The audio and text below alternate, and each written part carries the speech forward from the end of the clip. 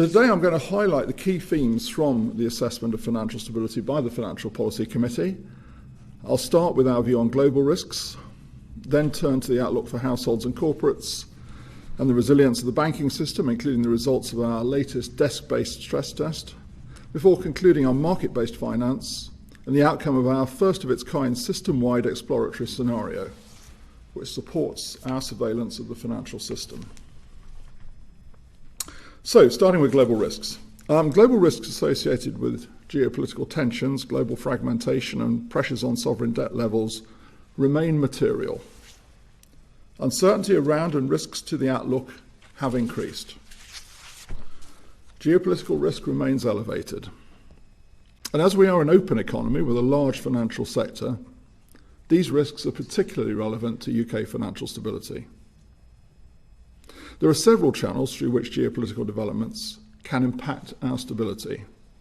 For example, by disrupting global trade and supply chains, worsening existing pressures on sovereign debt levels, or exacerbating risks of global fragmentation across trade, financial markets, and international policy cooperation. Higher geopolitical tensions also create an environment of heightened risk of cyber attacks.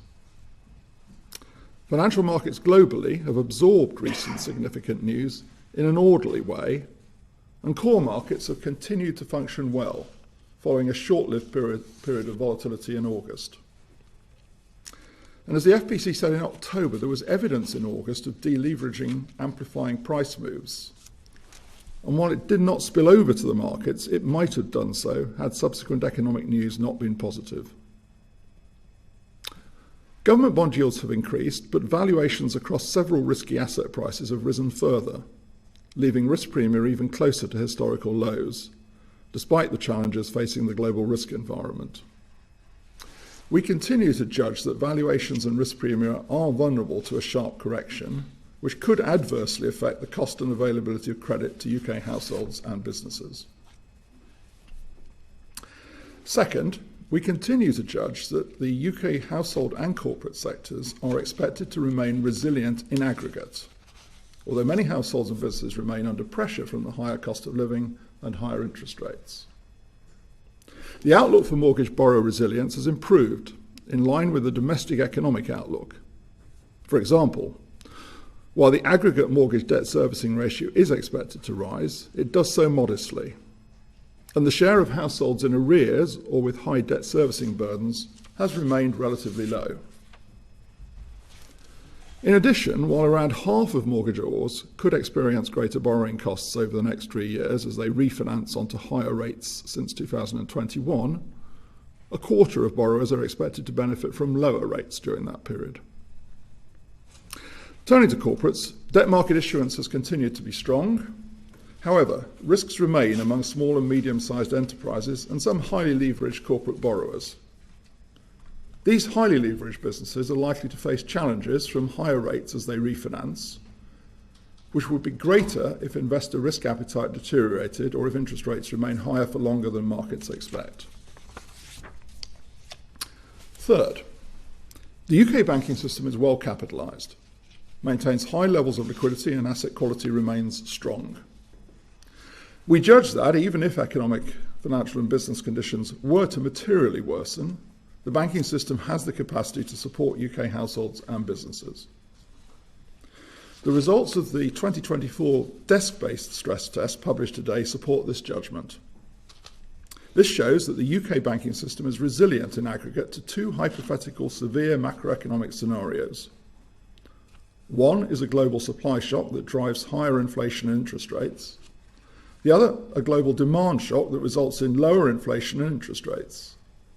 In both, the system can continue to meet the demand for credit from creditworthy households and businesses.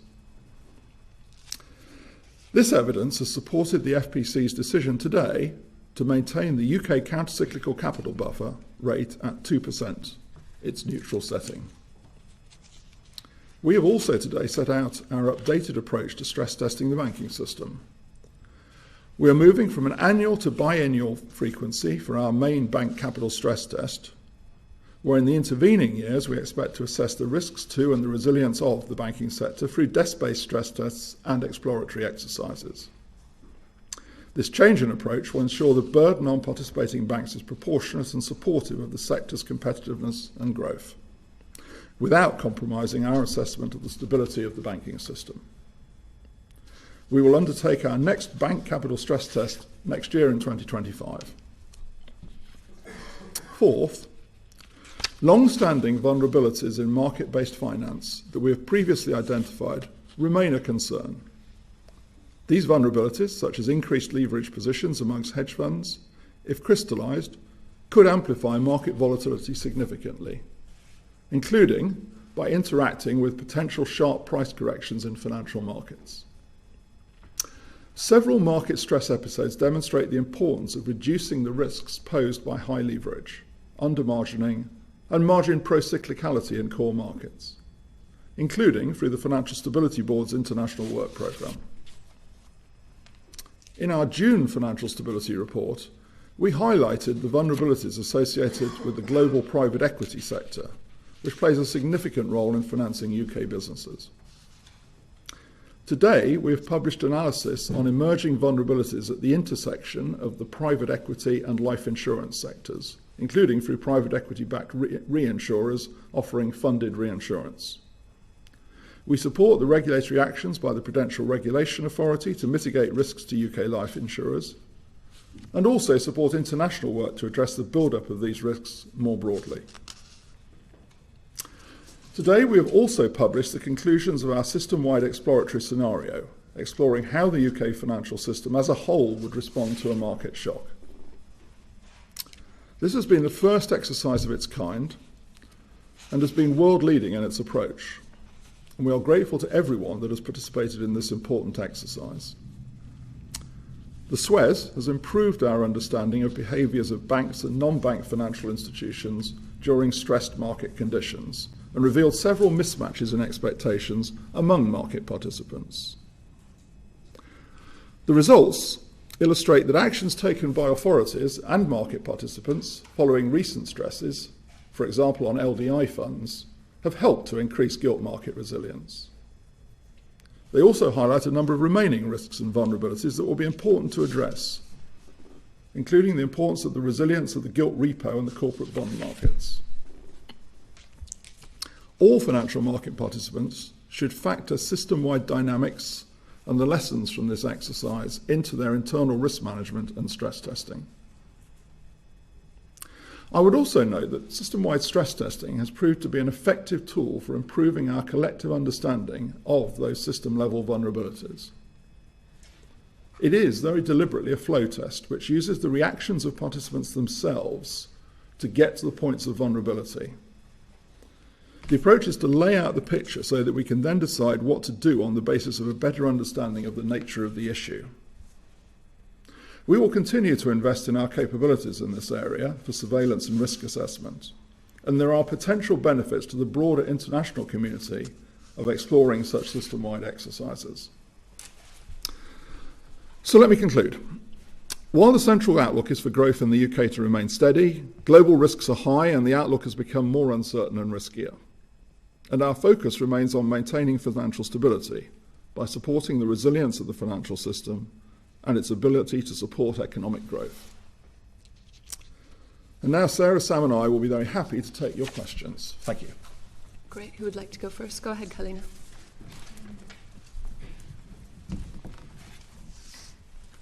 Kalina McCordoff from The Guardian. Do you have any concerns about the Labour government's recent messaging, particularly the fact that they seem to be encouraging risk-taking in the financial sector and criticising the effective reforms introduced after the 2008 financial crisis? And has any of this been taken into consideration when you've been assessing how banks or the shadow banking sector, how they might end up posing more risks to financial stability in the coming years? Thanks. Well, let me go back to the remarks I made right at the beginning, because this is a very important question you raise. So we are obviously very supportive of growth. And I'd refer you back to the speech I made at the Mansion House, which really spent its whole time focusing on this question. But it is very important to emphasise, as I did, that there is no trade-off between growth and financial stability. Financial stability is the bedrock of having an economy that supports households and businesses, in which growth can take place and in which competitiveness can be put into effect and demonstrated. Now, there are, of course, all sorts of choices about policies once we have financial stability and once we can be assured of maintaining it. And there are important choices that we make all the time and have illustrated in the material that we've released today about exactly what we have to do to ensure financial stability. So let me give you an example, and Sam or Sarah may want to come in at this point. Switching from doing a stress test every year to doing one every 2 years, it's a decision we can now take because we have a banking system that is stable and has demonstrated that stability for a period of time and which we believe to be resilient going forwards. So we can take that decision, and that decision is in the interests of everybody. It will support a banking system which has sort of lower overhead cost attached to it.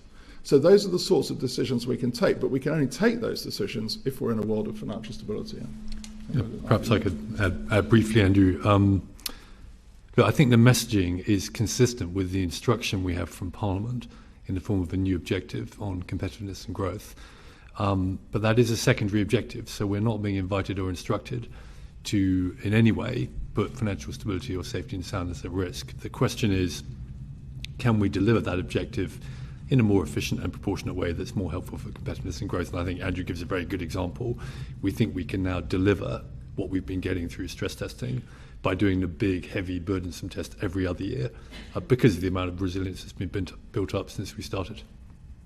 And if I might add, one of the things that we could also do, and we also have done, is understand how the financial services sector, through the activities it provides, can support growth. So some of the things as the FPC that we've done recently include working with the FCA and the Treasury on supporting productive finance through the long-term asset work that we've done. We've sought to improve the ability of the financial services system to use third-party providers like cloud in a safe way. We've supported innovation in money and payments, and we've sought through our work on climate change to increase awareness of risks and so support the transition to net zero. And I think under all of those things, we've sought to deliver financial stability, but also at the same time support growth. Go ahead, Ben, and then John Paul. Thank you. Ben from The Times. There are some quite big estimates now for the compensation that might have to be paid out because of the motor finance issue that could destabilise particularly the motor finance market. Do you think that could be something that's sort of verges on a financial stability issue? Moody's have estimated a 30 billion payout, and we've already seen signs that the parts of the motor market have frozen up. Yeah, Sam, did you want to? Thanks, Ben. Look, as you'd expect, we've been spending a lot of time on that issue. I think the best way to answer your question is actually to look at the desk-based stress test we published today. So what we did in that test, we did not attempt to make a point estimate on that particular issue. As you say, Ben, there are many issues out there, many estimates out there, including the ones that you mentioned. What we did instead was take a crude but I think prudent approach. So we've taken the average of the conduct hit we've had in the first 2 years of each of the last 3 stress tests. That's £5 billion a year. And we've run that for every year of the test. So that's quite conservative because in those previous tests, those costs were very front-loaded. That's a £25 billion hit through the course of the test. And what you'll see is that even while taking a hit of that size, while also experiencing a very severe macroeconomic downturn, the system still has plenty of headroom. And one point to bear in mind, of course, is that compared to the numbers that you were quoting, those are for the motor finance system as a whole. And of course, we've only got part of that in this test. Yeah, you don't stress test the financial services on PW, for example. If that was a big hit, I mean, that could cause quite a big problem. So I think what I'd say is that we do not consider that issue to be a risk to financial stability. But misconduct has often been quite a significant headwind, and therefore, our job is to make sure that we're capturing that appropriately in a kind of stress testing. that we do. The DBST published today and the heavy bottom-up test is for the big banks, but for any bank in this country, we do stress testing. They do stress testing through their ICAP, and they have to take account of a reasonable stressed view of what conduct hits could be. John Paul, who's just right behind you that way. Yeah. Hi, John Paul Ford, Rockcast from the Daily Mail. A couple of things, please. There seems to be an increase in this report in the risks of global fragmentation. Has that risk been increased by the election of a US president who advocates sharp increases in trade tariffs? And could the rise in such risks lead to the kind of sharp, severe shocks described in the Suez? Just, if I may, a second question: has the impact of the budget and measures in the budget on financial stability, particularly in the corporate sector, been looked at? There's many specialists in insolvency warning of a rise in insolvencies to come over coming months, particularly as a result of the national insurance changes. Yes, so start with the global point. Let me reiterate to start with what I've said a number of times. I said it at the monetary policy press conference we had not that long ago. I think it's very important in the case of the outcome of the US election that, I think I used the phrase when all is said and done, and we wait for the administration actually to come into office to decide what its policies are going to be. We've had the saying, if you like, or we're having the saying, but I think it's really important, of course, that we recognise it's the doing that matters, and so I think it's very important to let that process happen, and we'll see. Now, you raised the points, which are 2 points I'll make on your point about risks. First of all, obviously, however, risks move on the basis of what is expected or to happen or what might happen, and we are seeing increased risk of global fragmentation. But I would say this, that there are quite a lot of causes of that, and I don't think it's right to just pin it on one particular event.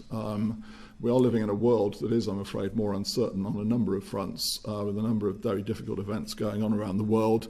And so, of course, you can see that for instance, in the systemic risk survey that we run, that geopolitical risks, figure very, very strongly in that. And of course, therefore, we do have to watch those risks very carefully. It's why we use stress testing, both of the desk-based sort that Sam was talking about and the Suez. And that is a part of factoring that into the risks. So I can assure you that we are watching and will continue to watch these risks very carefully. And of course, our job is to ensure that the system is resilient to those risks. On the budget, it's very much the same answer. We are not, I would say, at the moment seeing signs or any sign of an increase in what I would call corporate distress. To make your point, I don't think we're seeing any signs of that. But as you would expect, we will watch very carefully to see how the effects of all of this pass through into both the corporate and the household sector. That's our job, and we will continue to do that.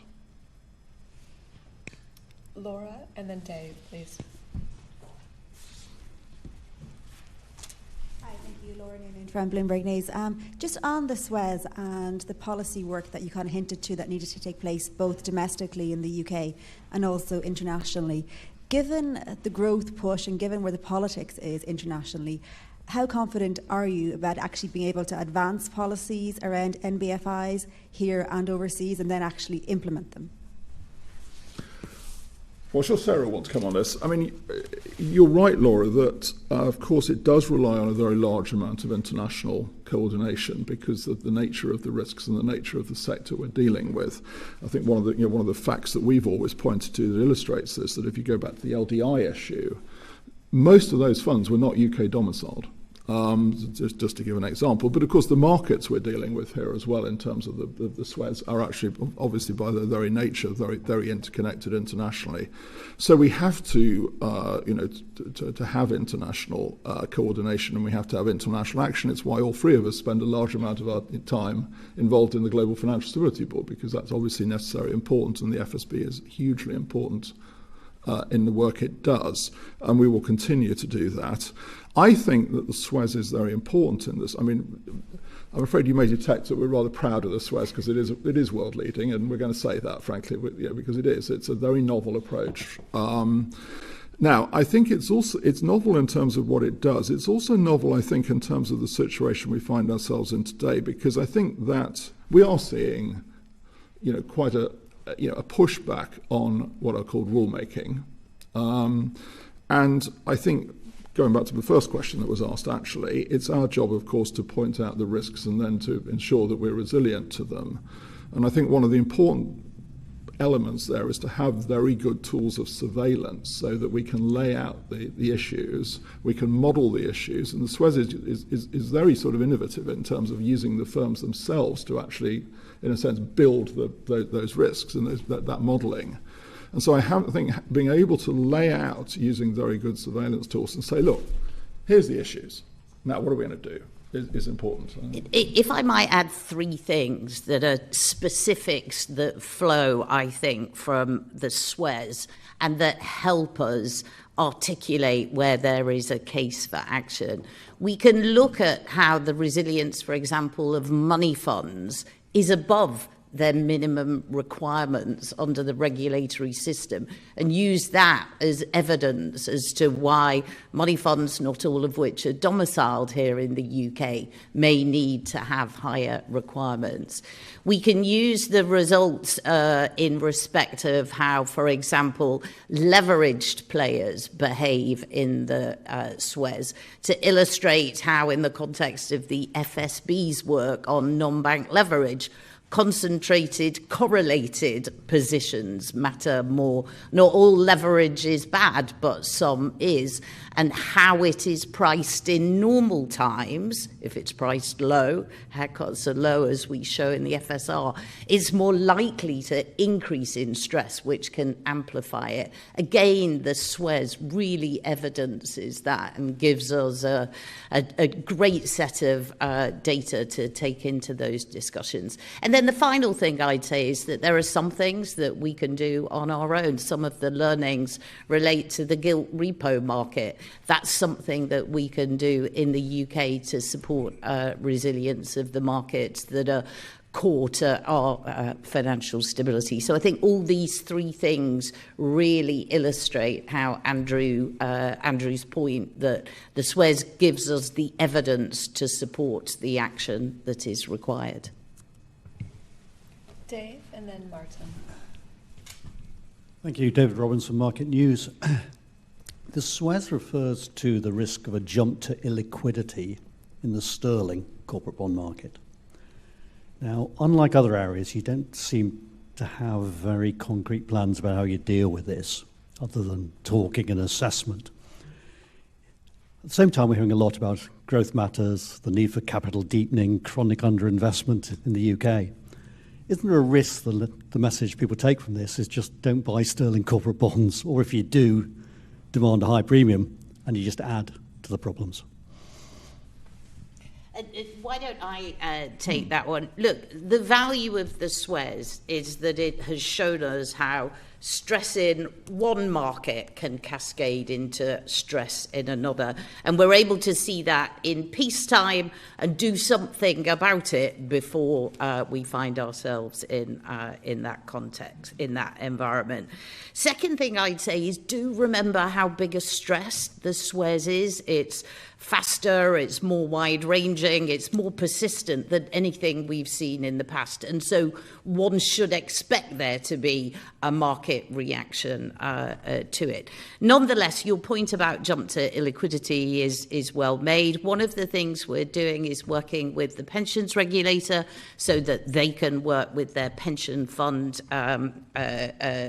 regulatees in order to work out how they are thinking about these issues. And there is some work for us to do to understand how long would such a stress last for. If it's too 2 days, that's very different than if it's 2 months. So there is more work for us to do. The great thing is that the Suez has highlighted that in advance, and to Laura's point from before, we will be taking this into the international debates too. I think I'd just add one rather simple point, which is I think we should also, it's also important to have a sense of proportion here. I mean, I would wager that there are probably more long-term investors in the corporate bond market than there are, in some other markets, which is why, for instance, something like the basis trade isn't done in the corporate bond market. So, in some ways we are revealing some of the basic facts of these markets. But as Sarah says, the point about the Suez is it just lays it out and says, here's the dynamics, if you like, of these markets.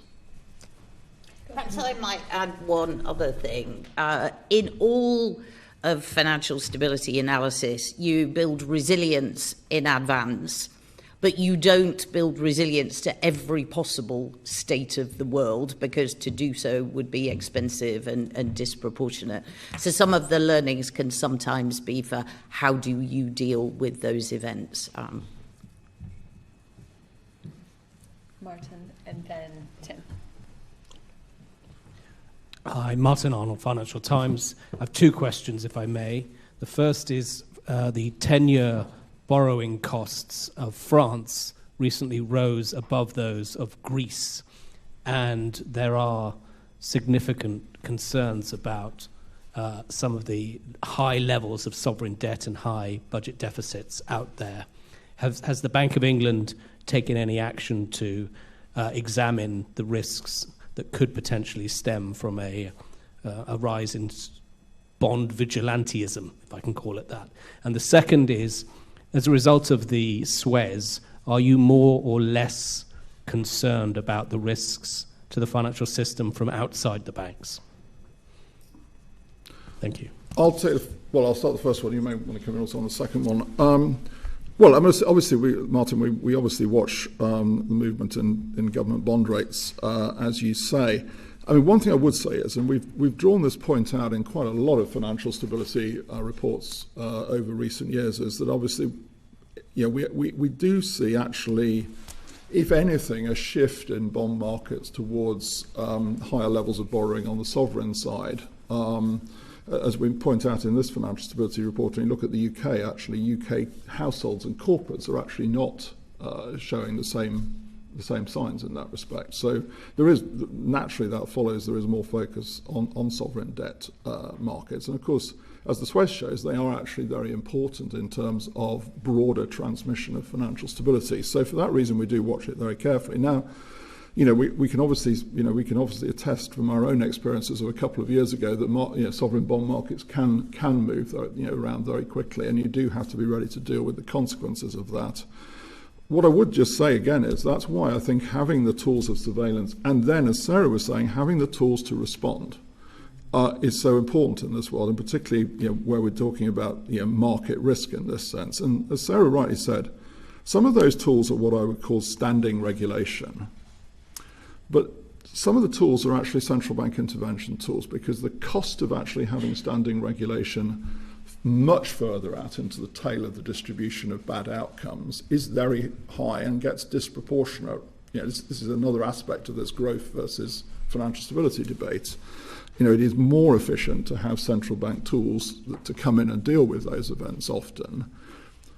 The point I would finally make on that, though, is that, and this is what we're doing, and you'll have seen, we're going to introduce our own repo facility, for instance, in this area, that I think it's important that while we are not providing standing facilities to the non-bank world, that's a big distinction between banks and non-banks, formalising so that people understand what's going to happen from our side if and when we do have to intervene in those sorts of stress situations, and therefore laying them out on a more formal basis rather than us going off into a huddle in the middle of the night and coming up with something, as we have done, I think is a very good thing, because it increases the transparency of the market's understanding of where we will be. Okay. And on your question about are we more or less worried, we've been talking about the resilience and the importance of market-based finance for a long time. What the Suez has done is give us really clear sight of where there is more work to do. So there was some good news on the resilience of the gilt market, that the actions that we'd taken, that market participants had taken, meant that that market was resilient to the stress. But we also saw how individually rational actions in the gilt repo market could lead to collective stress that meant that the market was less resilient than it could be. And so there's some work there for us to do. So am I more or less worried? I always was worried. I think this gives us a real agenda for our next steps, and that gives us confidence that at least we know what to do. I'm only worried when Sarah's not worried. Go ahead, Tim. Tim Wallace at the Daily Telegraph. Two questions as well, please, if I may. Firstly, given your worries on sovereign debt, how concerned are you about the UK's debt trajectory that the OBR spelled out last month? There's quite a big increase coming up. Is that sustainable? Are there risks to that, given the global hazards you've listed in the FSR? And secondly, on cyber attacks, what sort of cyber attacks do you have in mind? Are banks under more attack from... Sorry, on cyber attacks, Yeah. what do you have in mind there? Is it hostile states attacking banks at the minute, or is it terrorist groups or fraudsters? Which sort of threats should we be concerned over? Well, thanks, Tim. Start on the OBR. The OBR set out, as you said, actually, a long-run trajectory. And that's a very good thing that they do.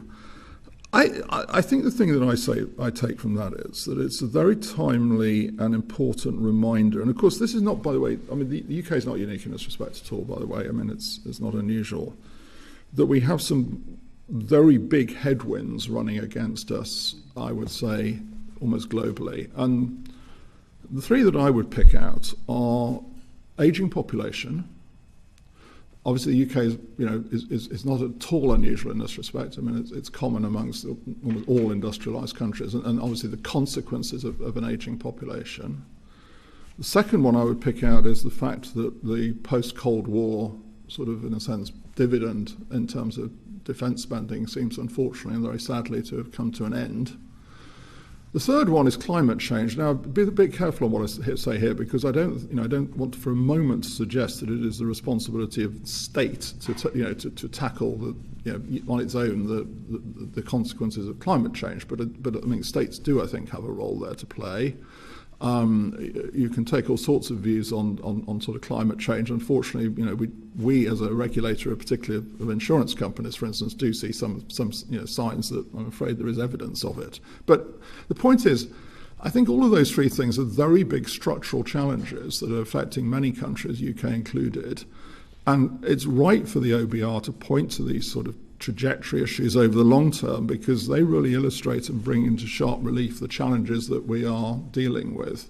It's not about politics in any direct sense. It's about structural challenges that we're facing.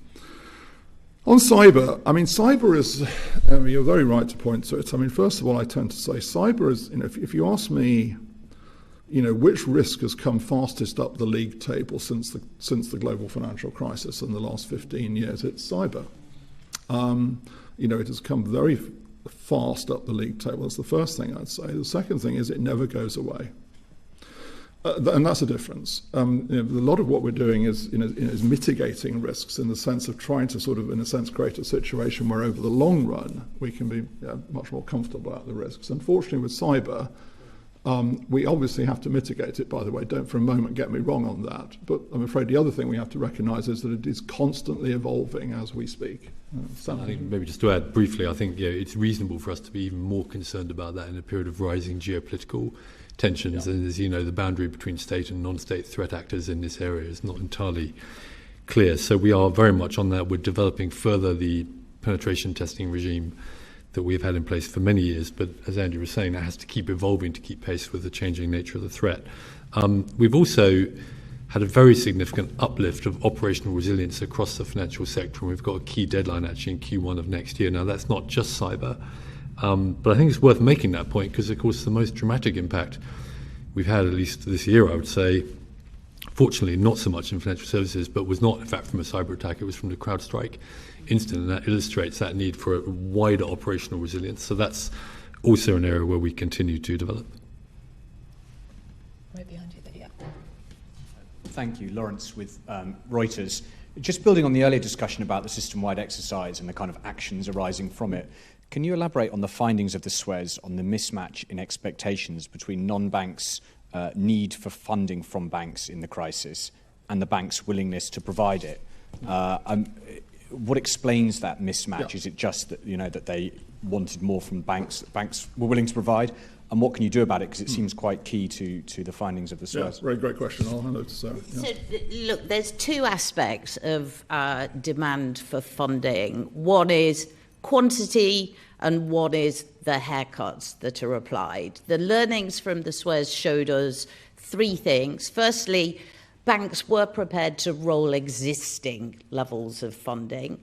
Two, where expectations were of more funding, not all of those would be accommodated. And third, that the haircuts applied to that funding would increase. And there's a great chart in the FSR that shows for much of gilt repo, the modal haircut, the most common haircut, is zero, so it can only go one way in a stress. So what the SWES does is highlight those issues, enables us to show to the world that if you're expecting more funding to come through in a stress, it might not happen. And the provision of that will be at tighter terms, so you need to react to that. Now, your question was, should we be encouraging that provision of funding? These are driven by counterparty credit risk concerns. They're commercial decisions. It's not a reaction to any prudential requirement. So I don't think it would be wise for us to be encouraging it. But what we can do is put the terms on which it is provided in normal conditions on a more resilient basis, to think about minimum haircuts, for example.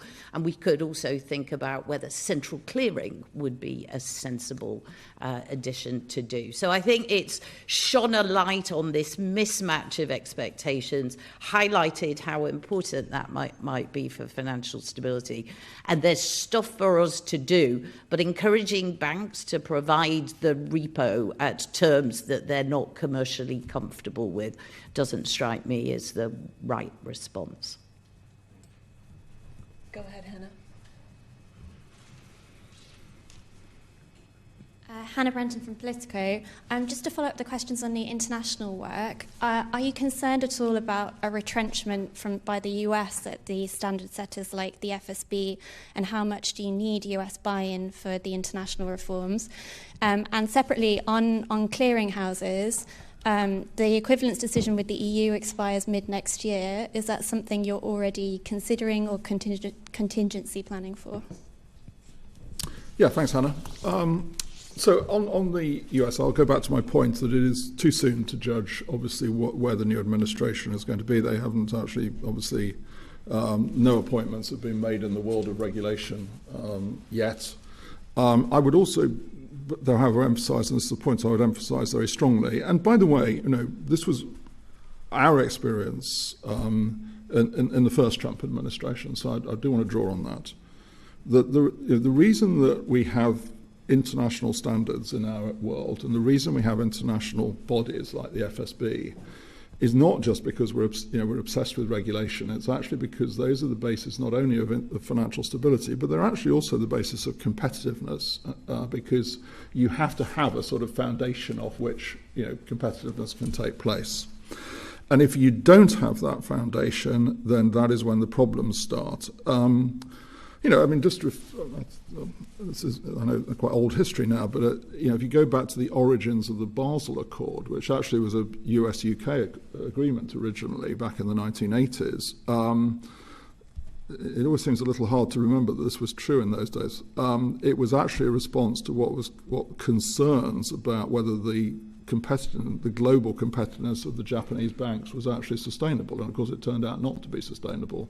So it was the right thing to do. So I would very strongly emphasise that we have these international standard setting bodies. We have international standards.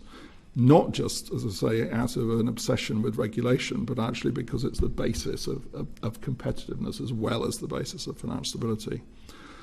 On clearing in the EU, we engage very closely with the EU. I've said a number of times recently that, in my view, it has been right from the day after the referendum. It's very important that we stay very engaged with our counterparts, and we have done, and we will do.